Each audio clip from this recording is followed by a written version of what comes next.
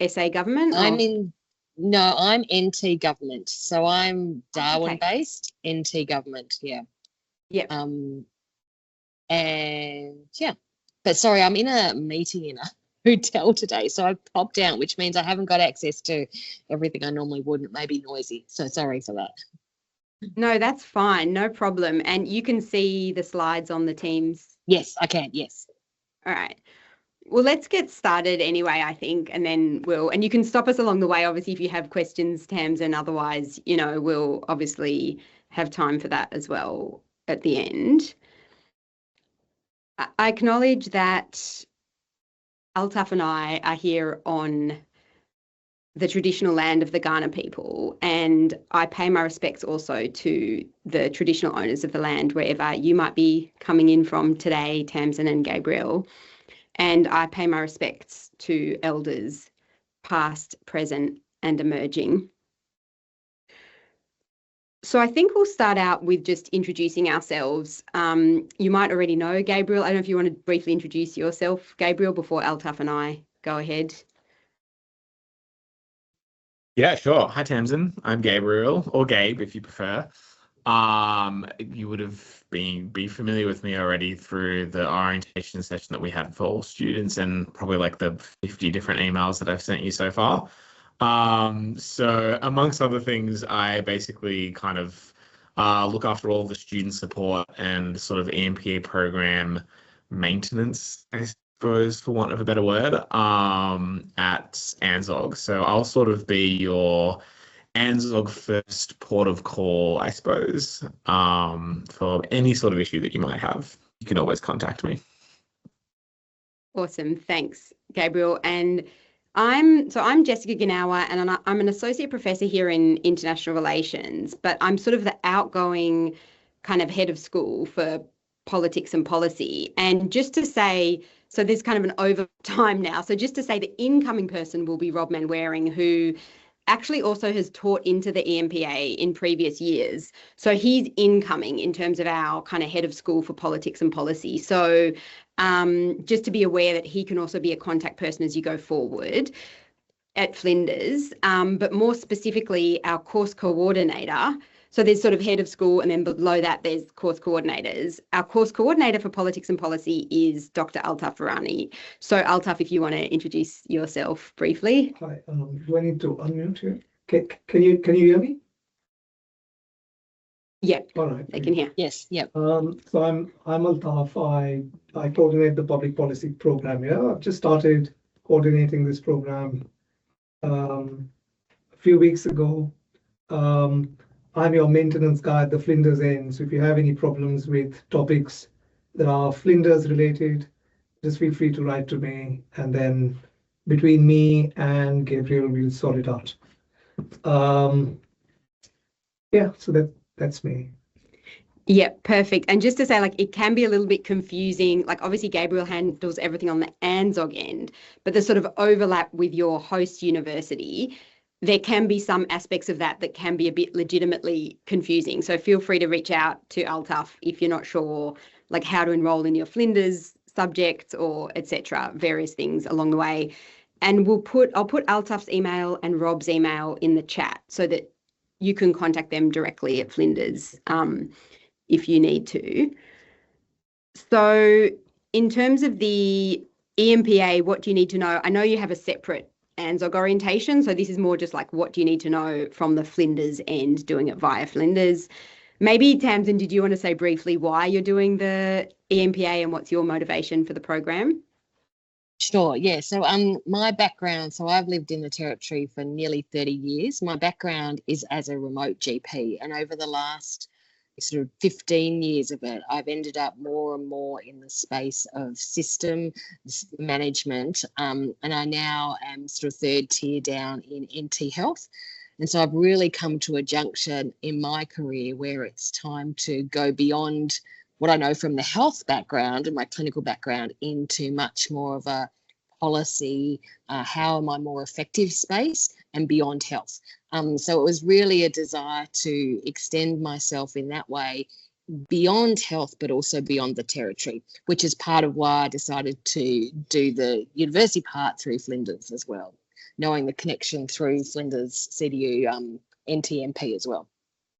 Yeah, no, that's great. And just to say, I mean, actually, Altaf has a bit of a background in health policy, so that's quite interesting personally. But also we do have sort of elective, we call them topics, which is basically just subjects. So we do have elective topics from our health administration side, which would be more in kind of health policy and things like that. So you could look into doing, you know, one of those when you get to your Flinders electives. So I've actually done a Masters of Health Administration, and what I'm keen to do is beyond that. So what I was particularly interested in, I can't remember the name of the actual electives, but, you know, basic, how is policy formed? Because I've never done that kind of structural theoretical learning about policy. It's kind of always been on the fly and opportunistic because I'm in a small territory.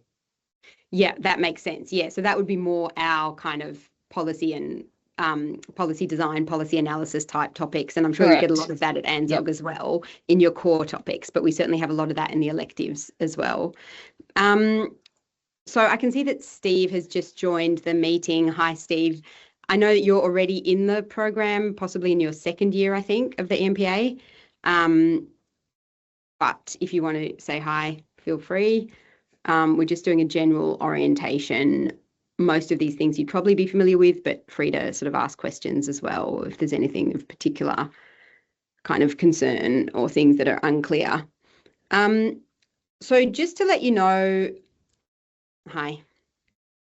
So just to let you know, in terms of the structure of the program, which you would have probably already received from ANZOG as well, that you will have all of your compulsory topics. Again, we call them topics. ANZOG probably has a slightly different terminology, but all of your, let me just zoom in on that a little bit, it's a bit small.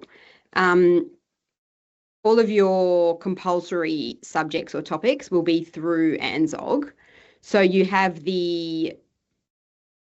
some that you don't choose, like delivering public value and the work-based project, but then you essentially choose for ANZOG 6 out of, I think, 7 or 8, a list of 7 or 8 topics on their side that you have to do. So ANZOG will deal with that and will guide you through that. Gabriel, jump in if I'm saying anything incorrectly from your side.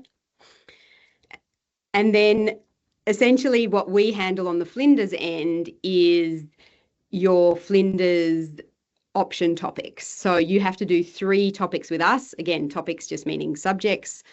You have to do 3 subjects with us, which you can choose from a whole range of options. And we don't really mind what order you do all of those things in. So obviously some of the compulsory topics with ANZOG, you're going to have to do them in certain semesters because that's when they'll be offered. But on the Flinders side, you can do your option topics whenever you want to. And we do have, so what we usually would recommend is that you choose your option topics from across our master's programs in politics and policy. But if you really did want to go outside of that, if you saw another topic at Flinders you were very interested in, you can ask us, email Altaf, and we can give you permission to do that. Something about our master's topics in terms of our, you know, politics and policy and public administration space is that they're all offered in an online asynchronous version and an in-person version. So you can choose, being in the Northern Territory, Tamsin, I would assume you probably want the online asynchronous version, actually.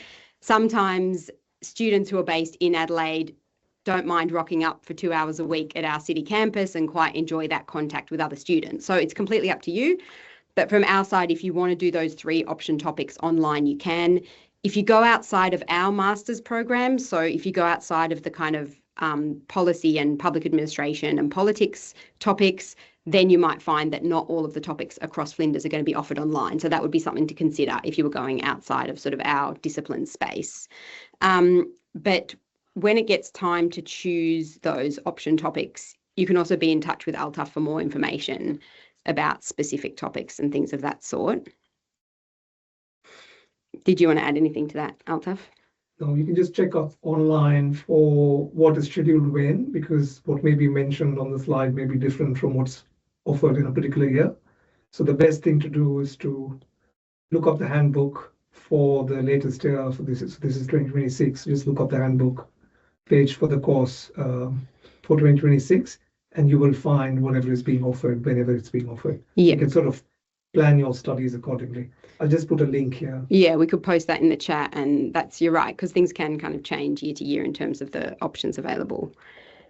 And then I guess the sort of slightly different thing about the EMPA program across all of the partner universities is that you need to be enrolled in your subjects with ANZOG, but then you separately have to enroll into the Flinders version of the topic. So at Flinders, we have these kind of shell topics, which we don't teach because ANZOG teaches them, but you have to be enrolled in the Flinders version of the ANZOG topics in time before census date each semester so that we can actually apply your grade at the end of the semester. And that can be a little bit confusing because you're already doing all of the teaching and the study with ANZOG, so you could theoretically forget to enroll in the Flinders version, and then if it's past census date, there's all kinds of administrative issues on our end. So just to keep that in mind, I think that's the only kind of main critical different thing about this program, and just making sure that, again, if there are any issues with that, or you think, oh, I'm doing a topic with ANZOG, but I don't think I'm enrolled in it at Flinders,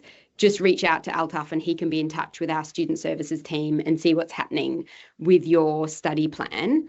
And this also means, obviously, that you have to sort of be engaged with the Flinders student system and kind of architecture at the same time as you're engaging with ANZOG and the types of systems that they're using for teaching. So it's just that kind of navigating multiple platforms, but as you go through, you'll get the hang of it, and it's not too complicated, and we're always here to help out if, something is unclear.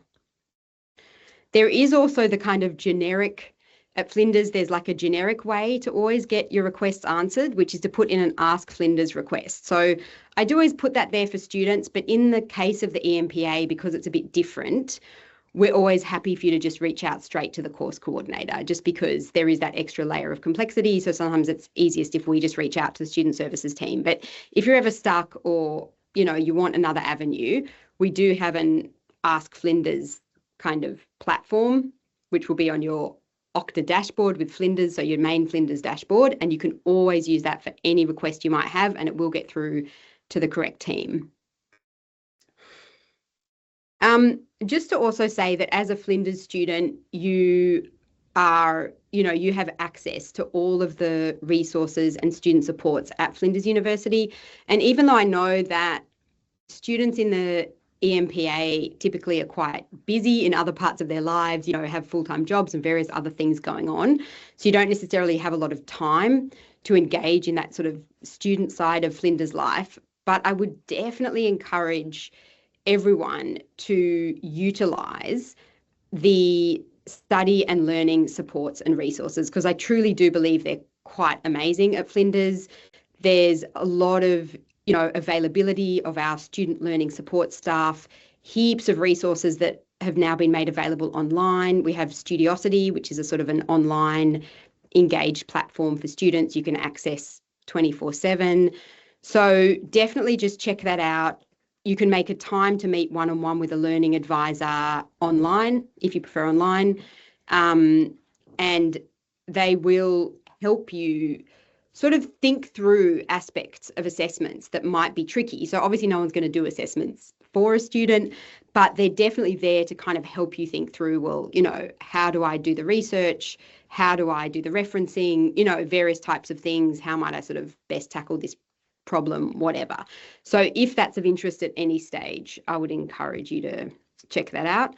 And then, of course, as a Flinders student, you're also entitled to reach out and use our health and counselling and disability services, which are also pretty extensive. There are a lot of resources there. And again, we understand these days that sometimes students are located remotely, need online services or access. So there's a whole range of different ways that you can access those services if you need to at any time during the duration of your studies at Flinders. And there's some information more specifically up there on the screen, but we can also send these slides out after the session. And then just to say, something sort of has become an obligatory part of any kind of orientation or welcome sessions these days in terms of students is how do we grapple with this increasingly important issue of AI use? And we're developing all kinds of policies around that at Flinders at the moment, and sort of trying to, let's say, stay ahead of this very rapidly developing curve in terms of how we integrate use of AI into our lives. So there's kind of your basic academic integrity policies around plagiarism and recycling work, which is relatively sort of stock standard. But then we have some kind of newer policies around AI use. And the main thing there is, in most classes, I mean, first of all, you follow what we call them topic coordinators. At ANZOG, there might be a different name, but you basically follow what the instructor is telling you in terms of whether or not you're allowed to use AI. In most of our topics, though, the main line would usually be that you're not allowed to use any kind of generative AI for making substantive points or any sort of substantive work in terms of a final product. But you are at times allowed to use AI for assistance in like brainstorming ideas in a very initial stage, or something like Grammarly for checking your, language and grammar. But in those cases, you have to acknowledge that you have used AI. So AI was used in writing this assessment, in ways X, Y, and Z. And usually we would also ask, if you've used it for brainstorming, that you include the prompts that you've used in an appendix. So that's the main thing: acknowledge when you've used it, but also can't ever be used to create like the final product, or, a substantive sort of, used in a more substantive way to kind of generate a piece of work. And then, of course, we have the Flinders Library, which again has a lot of resources available and a super helpful team.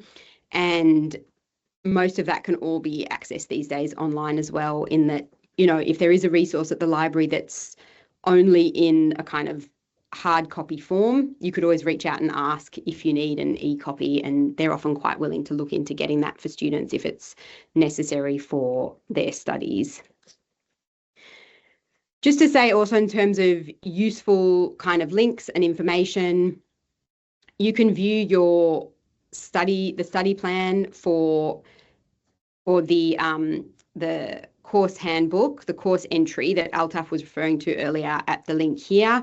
And then you can just sort of look at specifically, a list of option topics and keep up to date with expectations for your program. The Flinders Wi-Fi, you might already be familiar, but that's just a little bit of information for you to kind of get onto the Flinders network. You probably need to be on a Flinders campus to get onto the network. So I know we do have campuses in the Northern Territory, but you can reach out if you need help with that. And then this is just information. I'm not going to go through the whole thing, but this is just sort of step by step. How do you actually enroll into topics in the Flinders system? Again, we'll send these slides out so you can go through this when it's relevant. But if you do have any issues or problems with that, again, you can reach out to us.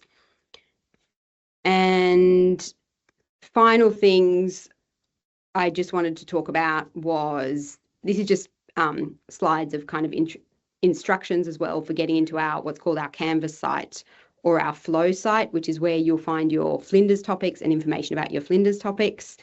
If you're only studying ANZOG topics this semester, you won't need to access any of that information through the Flinders Flow site. You'll just need to be enrolled into our topics, but you'll access all the information through ANZOG. So this will only be relevant once you actually enroll into the Flinders option topics. And that's basically everything I wanted to say. Just a final note on all of the kind of general student services at Flinders, where if you are going to be, more engaged with the Flinders campuses, we do have a lot of various student groups and activities and events and ways to kind of network with other students available if you're interested. So that's it from my side. Did you want to add anything, Altaf or Gabriel? Otherwise, if there are any questions from either of you.